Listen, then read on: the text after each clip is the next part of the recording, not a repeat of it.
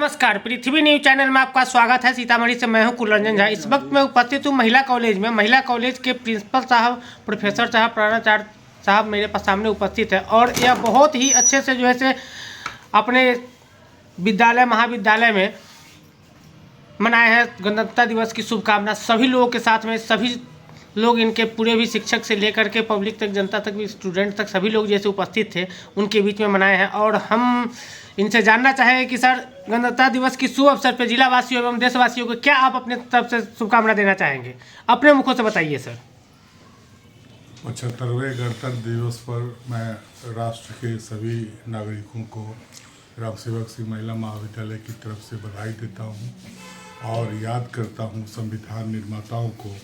संविधान सभा में जिन विभूतियों ने अपना समय दिया, मेहनत की, 2 साल 11 महीने 18 दिन, 2 साल 11 महीने 18 दिन में हमारा संविधान बनके तैयार हुआ। और इस संविधान की खूबी ये है कि हमारा संविधान हमारी जो सांस्कृतिक विरासत थी, उसके बाद राजनीतिक रूप से हम जागरूक नहीं थे, लेकिन सांस्कृतिक एकता कायम थी। और वो सांस्कृतिक एकता जब अंग्रेज़ों के शासन में विलुप्त होती दिखी, तो यहाँ के नौजवानों ने, यहाँ के स्वतंत्रता सेनानियों ने अपना बलिदान दिया और फ्रीडम स्ट्रगल के बाद हमें आज़ादी मिली।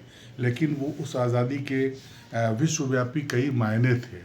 हमारे यहाँ गणतंत्र की स्थापना होने से पहले अमेरिका में 13 राज्यों ने अंग्रेज़ों के खिलाफ बगावत करके अपनी यूनिटी बनाई और यूएसए का जन्म हुआ। यूएसए ने सबसे पहला संविधान बनाया, लेकिन हमारा संविधान कुछ देर से भले बना, उसकी खूबी ये थी कि उसमें दुनिया के 60 देशों की विशेषताएं, 60 देशों के संविधान की विशेषताएं उसमें डाली गई। और वो संविधान इसलिए भी अजूबा है कि ये दुनिया का सबसे दूसरा बड़ा लोकतंत्र है। और इस गणराज्य में जैसे ही हम प्रस्तावना में कहते हैं कि हम भारत के लोग, तो भारत की जो विरासत थी, सांस्कृतिक जो विराटता थी, वो उसमें रहने वाले सभी नागरिक हम भारत के लोग करके संविधान के छत्र छाया में आके आज 75 वर्षों से अपनी प्रगति का, अपनी मेहनत का नमूना पेश कर रहा है। आज हमारा गणतंत्र भारत दुनिया के सबसे बड़े देश में ही नहीं, बल्कि विश्व गुरु बनने की तैयारी में है। हम उम्मीद करते हैं कि जिस तरह से हमने विकास किया है, मेहनत की है, ईमानदारी से।